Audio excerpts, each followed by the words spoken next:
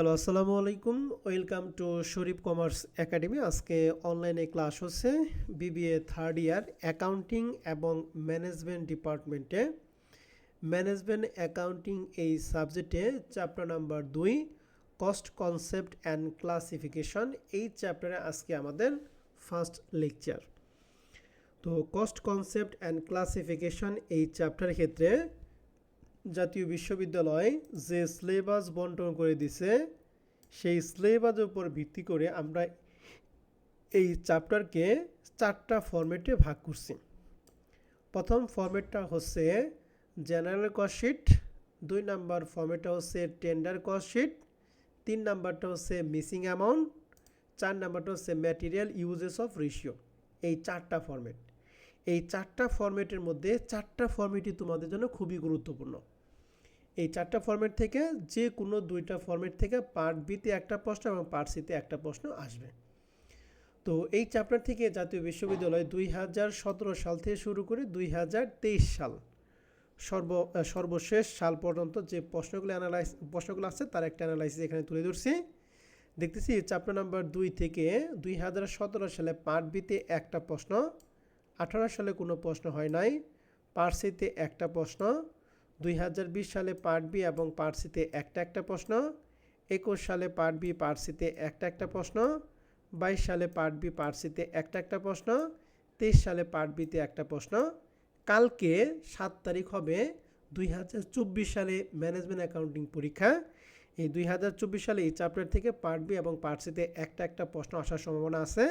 আর তোমরা পরীক্ষা দিবা 2025 সালে। তোমরা পরীক্ষা দিয়ে কত সাল বলো দেখি? 2025-এর ব্যাচ, ঠিক আছে? পরীক্ষা দিবে 2026-এ, কিন্তু 26-এ পরীক্ষা দিবা, কিন্তু তোমাদের ব্যাচটা কত বলো দেখি? 2025-এর ব্যাচ। এই 2025 এই ব্যাচ থেকে আমরা আশা করি এখান থেকে পার্ট সিতে একটা প্রশ্ন থাকবে, মাস্ট বি। যদি ভাগ্য ভালো থাকে তাহলে সেক্ষেত্রে পার্ট বিতেও প্রশ্ন আসতে পারে।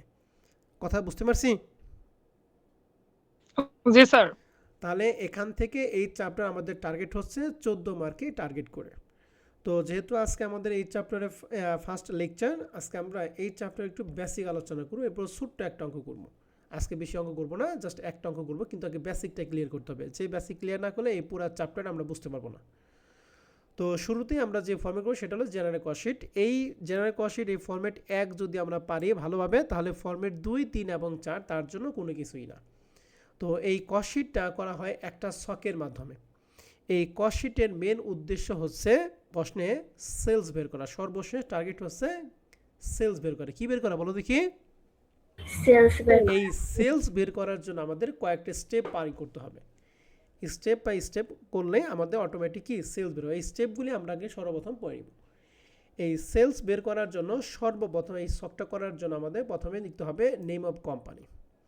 এরপর লিখবো স্টেটমেন্ট অফ কস্ট শিট, এবং কস্ট শিটটা করা হবে 1 বছরের জন্য। এর জন্য লিখবো for the year ended 31 December 2000, যা থাকবে তাই।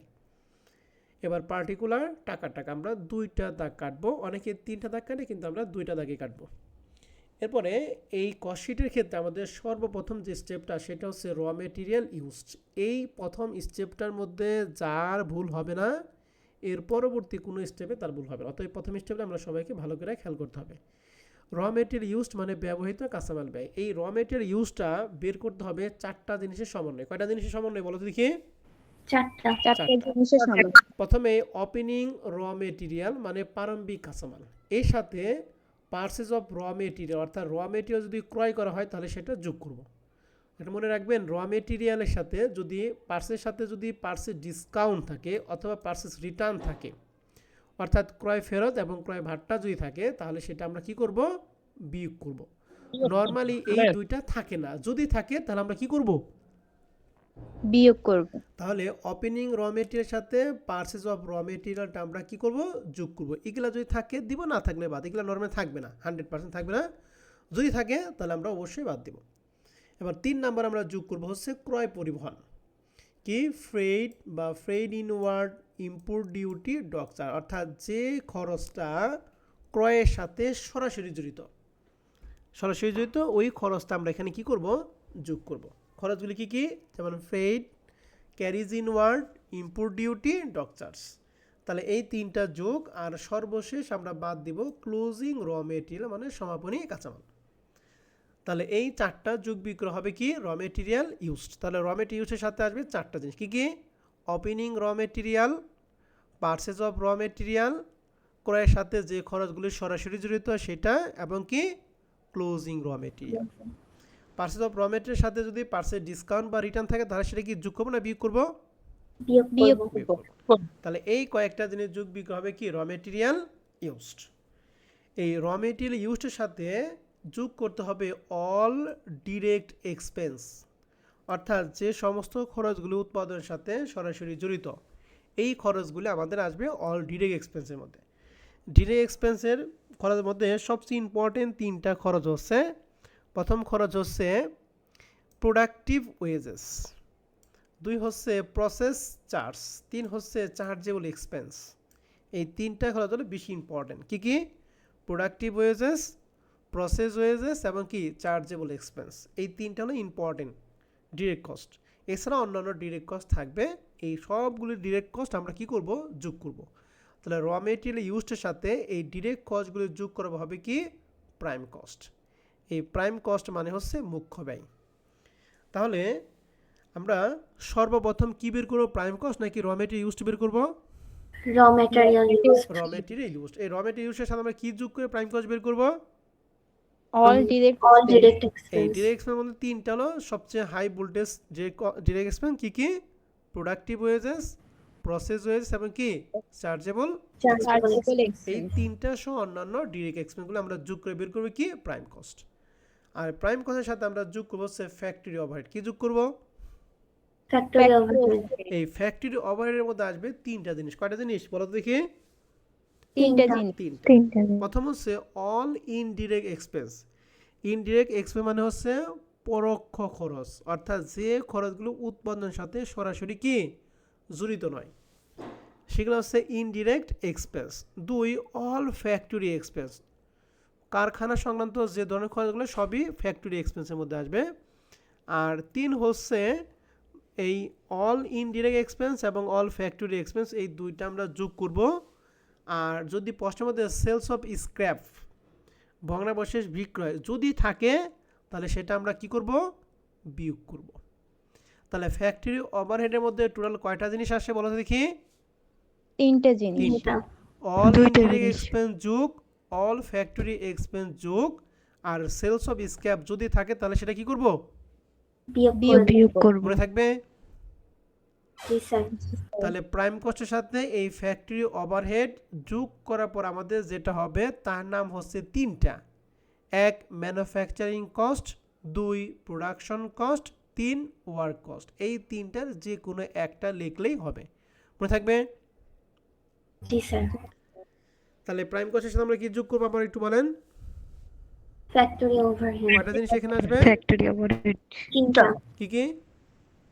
All indirect expense, factory expense আর সেলস অফ থেকে সেলস অফ স্ক্র্যাপ বাদ ঠিক দিতে আছে, হবে। ধন্যবাদ।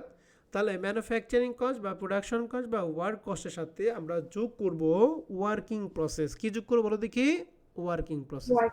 এই ওয়ার্কিং প্রসেসের ওপেনিংটা যোগ করব আর ক্লোজিংটা বিয়োগ করব। তাহলে ম্যানুফ্যাকচারিং কস্টের সাথে ওয়ার্কিং প্রসেসের ওপেনিং যোগ ক্লোজিং বিয়োগ, যোগ বিয়োগ করা হবে কস্ট অফ গুড ম্যানুফ্যাকচার। তাহলে ওয়ার্ক কস্ট বা ম্যানুফ্যাকচারিং কস্ট বা প্রোডাকশন কস্টের সাথে ওপেনিং ওয়ার্কিং প্রসেস যোগ আর ক্লোজিং ওয়ার্কিং প্রসেস কি বিয়োগ। বিয়োগ করে কি হবে বলো তো? Cost of good manufacture. এর সাথে ফিনিশ গুড আসবে। ফিনিশ গুডের ওপেনিং টাকাটা যোগ করা হবে cost of good available for used. আর ক্লোজিংটা বিয়োগ করা হবে, ক্লোজিং ফিনিশ গুডটা বিয়োগ করা হবে কস্ট অফ গুড সোল্ড। তাহলে কথাটা আমি আবার বলতেছি, ম্যানুফ্যাকচারিং কস্টের সাথে ওপেনিং ওয়ার্কিং প্রসেস যোগ এবং ক্লোজিং ওয়ার্কিং প্রসেস যোগ করার পরে কি বের হবে? Cost of goods manufacture. এর সাথে ওপেনিং ফিনিশ গুড যোগ করে কি বের হবে? Cost of good closing finish good বিয়োগ করে কি হবে? Cost of good sold. এই স্টেপগুলি কিন্তু মনে রাখতে হবে কার সাথে কি যোগ বিয়োগ করে কি হইতেছে। হ্যাঁ, এটা কিন্তু খুব ইম্পর্টেন্ট। এই কস্ট অফ গুডসগুলোর সাথে আমরা যোগ করবো হচ্ছে অপারেটিং এক্সপেন্স। কি যোগ করবো বলো দেখি? Operating expense. অপারেটিং এক্সপেন্স হলো দুই ধরনের খরচ। কয় ধরনের? দুই ধরনের। এক, অল অ্যাডমিনিস্ট্রেটিভ এক্সপেন্স মানে সকল ধরনের প্রশাসনিক খরচ। দুই, অল সেলিং এক্সপেন্স সকল ধরনের বিক্রয় খরচ। তাহলে অপারেটিং এক্সপেন্স হলে কয় ধরনের খরচ আসে? দুই ধরনের। কি কি? All All Administrative or selling. expense, all selling expense. ওকে, ঠিক আছে। তাহলে কস্ট অফ গুডসের সাথে অপারেটিং এক্সপেন্স যোগ করে হবে আমাদের টোটাল কস্ট। আর টোটাল কস্ট আর একটা নাম আছে cost of sales. Cost of sales এর কথা, টোটাল কস্ট কি? একই কথা। একই কথা। টোটাল কস্টের সাথে আমরা যোগ করব প্রফিট, প্রফিট যোগ করে আমাদের কাঙ্ক্ষিত রেজাল্ট হচ্ছে সেলস। ঠিক আছে? জি স্যার। জি স্যার। এখন এই যে প্রফিট যে আছে, এই প্রফিট সম্পর্কে প্রশ্নে ডিরেকশন থাকে দুই রকম। একটা প্রফিটের পার্সেন্টেজ দেওয়া থাকে সরাসরি সেলসের উপরে, আর একটা পার্সেন্ট দেওয়া থাকে সরাসরি টোটাল কস্টের উপরে। যদি টোটাল কস্টের উপর পার্সেন্টেজ দেওয়া থাকে তাহলে আমরা সরাসরি পার্সেন্ট ধরবো।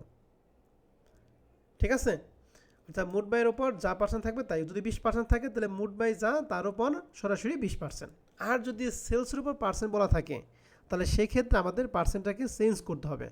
চেঞ্জ করার নিয়ম হচ্ছে টোটাল কস্টের টাকাকে যত পার্সেন্ট উল্লেখ থাকবে সেটা দ্বারা গুণ করব, আর 100 থেকে ওইটা কী করব? বাদ দিব। যেমন 20% ক্ষেত্রে 20 দ্বারা গুণ, 100 থেকে 20 বাদে কত থাকবে? 80 80 দ্বারা কী 80 করব? ভাগ করব। তাহলে পার্সেন্টটা পরিবর্তন করব কখন? যদি সেলসের উপর পার্সেন্ট লেখা থাকে তখন। যদি টোটাল কস্টের উপর পার্সেন্ট থাকে তাহলে চেঞ্জ করার দরকার নেই, সরাসরি পার্সেন্ট ধরব। মনে থাকবে? জি স্যার। তাহলে এই যে যতটুকু আমি পড়াইলাম এতটুকু যদি মাথায় রাখতে পারো তাহলে এই চ্যাপ্টারের ফরম্যাট 1 না, ফরম্যাট 4টাই তোমরা পারবা। অতএব স্টেপগুলো আমাদের সবাইকে কি করতে হবে? ভালো করে খেয়াল করতে হবে এবং ভালো করে মনে রাখতে হবে। এগুলো আজকে পড়েই মনে থাকবে না, অঙ্ক করব, প্র্যাকটিস করব, অটোমেটিক মুখস্থ হয়ে যাবে। হ্যাঁ, করতে করতে মুখস্থ হবে, আগে মুখস্থ করার কোনো দরকার নাই। তাহলে এই স্টেপটা তোমাদের কাজ হচ্ছে, প্রথমে এই স্টেপটা সুন্দর করে আমরা কি করব?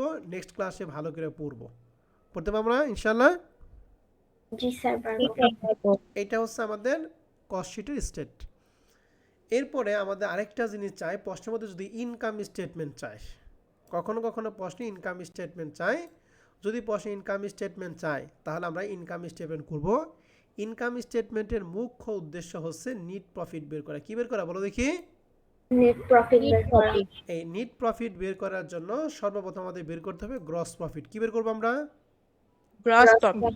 গ্রস প্রফিট আমরা সেই ফার্স্ট ইয়ারে ইনকাম স্টেটমেন্টে পড়ছিলাম। সেলস থেকে কি বাদ দিয়ে গ্রস প্রফিট হয়? Cost of goods. সেলস থেকে কস্ট অফ গুডস সোল্ড বাদ দিয়ে আমরা পাবো কি? Gross profit. এই গ্রস প্রফিটের সাথে আমরা বাদ দিব অপারেটিং এক্সপেন্স। কি বাদ দিব? অপারেটিং ওই কস্ট শিটের ক্ষেত্রে অপারেটিং এক্সপেন্সে কয়টা আইটেম পড়েছিলাম? দুইটা আইটেম। এখানেও সেম দুইটাই। এখানে যে যে আইটেমগুলি আসবে, যে যে টাকা, এখানেও same same item, same same টাকা আসবে। ঠিক আছে? তাহলে গ্রস জি, প্রফিটের স্যার। সাথে অপারেটিং এক্সপেন্স বিয়োগ করার পর হবে কি? অপারেটিং ইনকাম ইনকাম মানে পরিচালন মুনাফা। এই অপারেটিং ইনকামের সাথে নন অপারেটিং ইনকাম অর্থাৎ অপরিচালন আয় আমরা যোগ করব। নন অপারেটিং এক্সপেন্স মানে অপরিচালন ব্যয় আমরা বিয়োগ করব। তো নন অপারেটিং ইনকাম মানে হচ্ছে ইন্টারেস্ট আর্ন মানে সুদ বাবদ যে আয় হয়। নন অপারেটিং এক্সপেন্স মানে হচ্ছে ইন্টারেস্ট এক্সপেন্স মানে সুদ বাবদ যে ব্যয় হয়। নর্মালি এই দুইটা আইটেম প্রশ্নে থাকে না। যদি থাকে তাহলে নন অপারেটিং ইনকামটা আমরা যোগ করব, নন অপারেটিং এক্সপেন্সটা আমরা কি করব? বিয়োগ করে দেব। বিয়োগ করব। যদি এই দুইটা না থাকে তাহলে আমরা এই অপারেটিং ইনকামের জায়গায় সরাসরি কি লিখব? Net profit. Net profit. Net profit. আর যদি থাকে তাহলে অপারেটিং এর সাথে নন অপারেটিং ইনকাম যোগ এবং নন অপারেটিং এক্সপেন্স বিয়োগ করব, হবে কি? NEET profit. ঠিক আছে স্যার এবং ম্যাডামরা? জি স্যার। তাহলে ইনকাম স্টেটমেন্টের উদ্দেশ্য হচ্ছে কি বের করা বলো দেখি? নেট প্রফিট বের করা। নেট প্রফিট বের করার জন্য প্রথমে কি বের করতে হবে? Gross profit. গ্রস প্রফিট বের করার সূত্র কি? সেলস মাইনাস সেলস থেকে কস্ট অফ গুডস সোল্ড বিয়োগ। ওকে, সেলস থেকে কস্ট অফ গুডস সোল্ড বাদ দিলে আমরা কি পাবো? Gross profit. গ্রস প্রফিট আমরা কি বাদ দিব? অপারেটিং অপারেটিং অপারেটিং এক্সপেন্স কয় ধরনের খরচ? দুই ধরনের, দুই ধরনের খরচ। All administrative expense, all selling expense. Okay, বাদ দিয়ে কি বের হবে? অপারেটিং অপারেটিং ইনকাম, অপারেটিং ইনকামের সাথে আমরা কি যোগ করব? Interest earned. Income নন non-operating অপারেটিং expense. ইনকাম মানে ইন্টারেস্ট কি আর্নড, আর বাদ দিবে কি নন অপারেটিং এক্সপেন্স মানে কি ইন্টারেস্ট এক্সপেন্স। নন অপারেটিং ইনকাম মানে অপরিচালন আয়, নন অপারেটিং এক্সপেন্স মানে কি অপরিচালন Bad. ব্যয়। Right. তাহলে যোগ বিক্রয় হবে কি নেট প্রফিট। Net profit. তাহলে প্রশ্নের মধ্যে দেখতে হবে আমাদের প্রশ্নে কি ইনকাম স্টেটমেন্ট করতে বলছে নাকি কস্ট শিট করতে বলছে। যদি কস্ট শিট করতে বলে তাহলে প্রথম ছকের মাধ্যমে আমরা সেলস বের করব, আর যদি ইনকাম স্টেটমেন্ট করে তাহলে এই ছকের মাধ্যমে কি বের করব, নেট প্রফিট বের করব। ঠিক আছে স্যার এবং ম্যাডামরা? জি স্যার। তাহলে Yes, তোমাদের নেক্সট ক্লাসে কাজ হলো এই দুইটা ছক তোমরা একটু দেখবা। আজকে যেহেতু আমাদের প্রথম ক্লাস, আজকে আমরা ছোট্ট একটা অঙ্ক করব। হ্যাঁ, যে অঙ্কের মধ্যে আমাদের সব কিছুই আছে। কি আছে বলো দেখি? সব কিছু আছে, এরকম আমরা একটা অঙ্ক করব। সে অঙ্ক নম্বর হচ্ছে প্রবলেম 1 নম্বর অঙ্কটা। সবাই কি প্রবলেম 1 নম্বর অঙ্কটা দেখতেছি? জি স্যার। Yes, sir. ওকে। কস্ট শিটের ক্ষেত্রে একটা কথা একটু বলে নেই, মনে রাখবা টোটাল কস্ট, প্রফিট এবং সেলস এই তিনটা খুব ইম্পর্টেন্ট জিনিস। মনে রাখতে হবে প্রশ্নের মধ্যে যদি প্রফিট দেয়া থাকে তাহলে আমরা সেলস বের করব, আর প্রশ্নের মধ্যে যদি সেলস দেয়া থাকে তাহলে আমরা প্রফিট বের করব। কীভাবে? টোটাল কস্টের সাথে প্রফিট যুগে কি হয় বলো দেখি? সেলস হয়। যদি কখনো প্রশ্নে সেলস দেওয়া থাকে তাহলে এই সেলসের সাথে এই টোটাল কস্ট বাদ দেওয়া হবে কি? প্রফিট। মনে থাকবে? Profit. তাহলে জি স্যার। প্রফিট থাকলে সেলস, সেলস থেকে কি বের করব? প্রফিট বের করব। প্রফিট বের করব। এই কথাটা একটু মনে রাখবেন। হ্যাঁ, এবার আসেন আমরা 1 নম্বর অঙ্কটা দেখি। লেখা আছে the apex company produce different types of bag. The sales revenue for the year 2020 টাকা হচ্ছে 12 লাখ টাকা। তাহলে সেলসের টাকা দিয়ে আছে হচ্ছে 12 লক্ষ টাকা দিয়ে আছে। তাহলে এই অঙ্কে সেলস দিয়ে আছে, তার মানে আমাদের এই অঙ্কে প্রফিট থাকবে না, প্রফিট আমরা বের করব। তাহলে সেলস থেকে প্রফিট বের করি, সেলস থেকে টোটাল কস্ট কি যোগ করি না বিয়োগ করবি? বিয়োগ করি। বিয়োগ করি। দেখা যাচ্ছে the cost related different information during the year were as follow. এখানে 1 নম্বর থেকে শুরু করে একবার শেষ পর্যন্ত তথ্যগুলো দিয়ে আছে, আমরা তথ্যগুলো এক নজর পড়ব, এরপর আমরা অঙ্ক শুরু করব। শুরুতেই র মেটেরিয়াল পারচেজ দিয়ে আছে। র মেটেরিয়াল পারচেজটা ওপেনিং র মেটেরিয়ালের সাথে আমরা কি করি? যোগ করি। ফ্রেড আমরা র মেটেরিয়ালের সাথে কি করব? যোগ করব। ওপেনিং ওয়ার্কিং প্রসেসটা যোগ নাকি? ওপেনিং ফিনিশ জি, গুডটাও কি যোগ? ওপেনিং র মেটেরিয়াল তো শুরুতেই দিতে হয় নাকি? Closing working sir. প্রসেসটা কি করি আমরা? বিয়োগ করি। বিয়োগ করব। ক্লোজিং ফিনিশ গুডটা বিয়োগ, ক্লোজিং র মেটেরিয়াল কি? বিয়োগ করব। বিয়োগ। তার মানে বোঝা গেল সকল ধরনের ওপেনিং যোগ আর সকল ধরনের ক্লোজিং কি? বিয়োগ।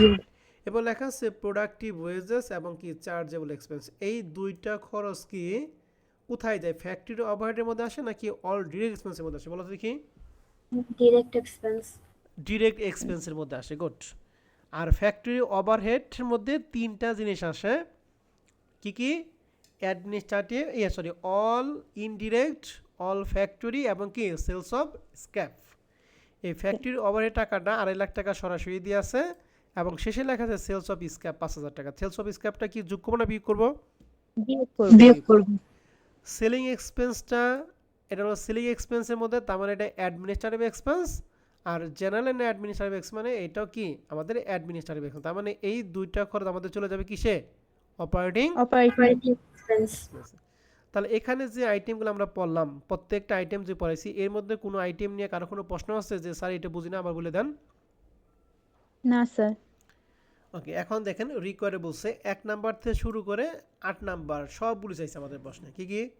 র মেটেরিয়াল ইউজড বের করতে বলছে, প্রাইম কস্ট বের করতে বলছে, cost of manufacture, cost of good manufacture, cost of good available for used, cost of good sold, total cost এমনকি প্রফিট। তাহলে এই অঙ্কটা আমরা শুরু করব। সর্বপ্রথম আমরা শুরু করব কি দিয়ে বলো দেখি? ওপেনিং ওয়ার্কিং প্রসেস নাকি ওপেনিং ফিনিশ না ওপেনিং র মেটেরিয়াল? Opening তাহলে যে আমরা যেটা যেটা দিব সেটা ঠিক দিব। এই যে ওপেনিং র মেটেরিয়াল আমাদের প্রশ্নে কত দিয়ে আছে? 2,50,000। তাহলে আমরা সবাই কি সলিউশন পিডিএফটা দেখতেছি? sir. জি স্যার। তাহলে অঙ্ক শুরু করার জন্য প্রথমে আমরা লিখছি অ্যাপেক্স কোম্পানি, কোম্পানির নাম, স্টেটমেন্ট অফ কস্ট শিট, আর for the year in 31 December 2020 সাল ছিল, এই জন্য 20 পার্টিকুলার টাকা। শুরুতে দিয়েছি ওপেনিং র মেটেরিয়াল 2.5 লাখ টাকা। ওপেনিং র মেটেরিয়ালের সাথে আমরা যোগ করি পারচেজ অফ কি র মেটেরিয়াল 50,000 টাকা কি করব? যোগ করব। এবং ফ্রেড-ইনটা কি যোগ না বিয়োগ? যোগ। যোগ। যোগ।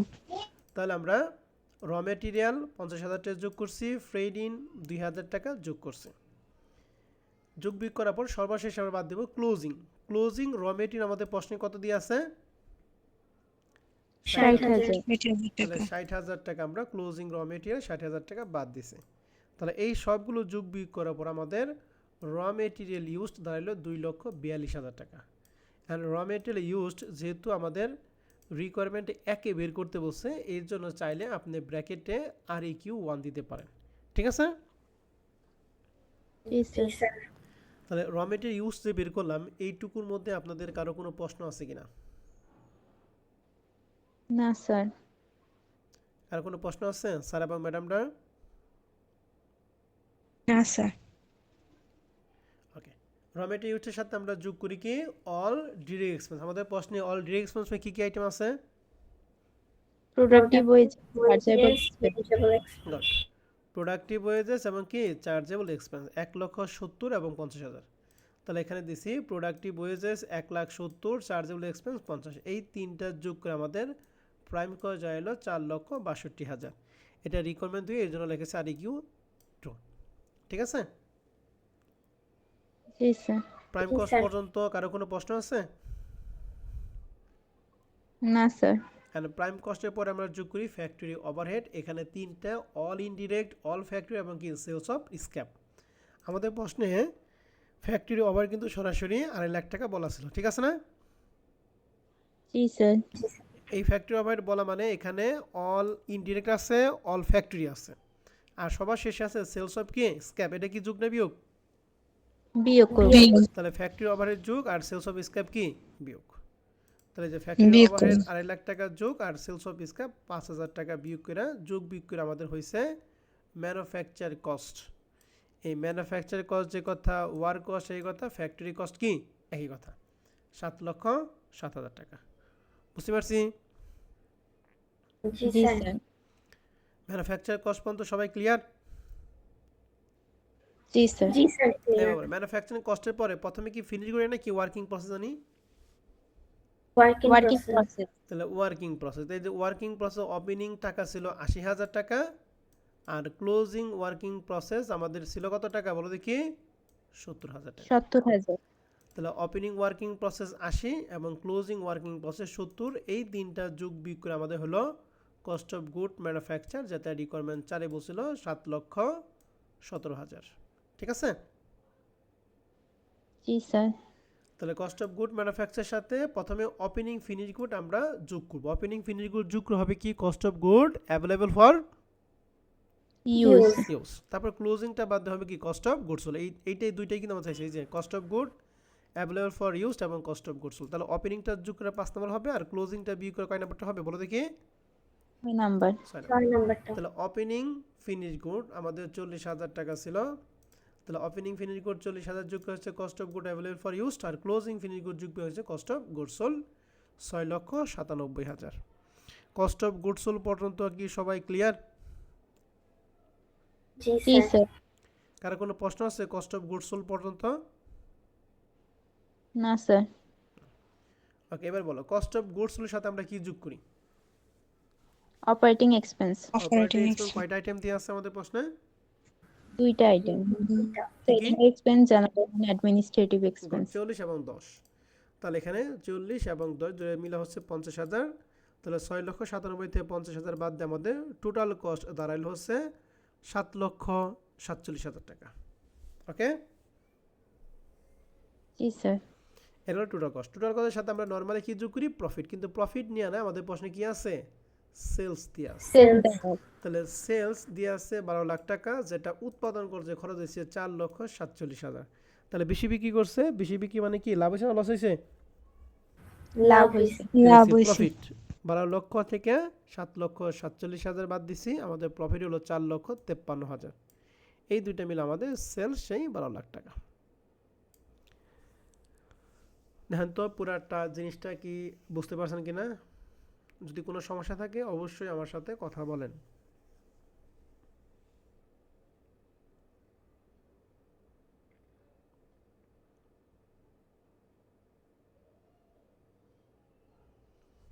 কারো কোনো কনফিউশন মনে হলে কথা বলতে পারেন, হ্যাঁ?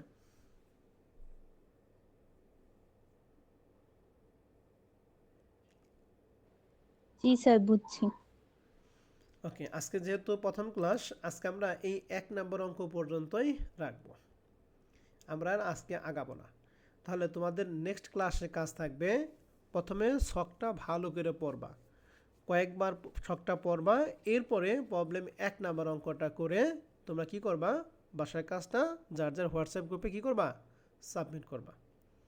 আগামী ক্লাসে আমি ছকটা, দুইটা ছক, ইনকাম স্টেটমেন্টের ছক এবং কষের দুইটা ছকে আমি ধরবো, সিরিয়াল বাই সিরিয়াল ধরবো, ধরার পরে আমরা প্রবলেম 2 দিয়ে অঙ্ক শুরু করব। ঠিক আছে স্যার এবং ম্যাডামরা? জি স্যার।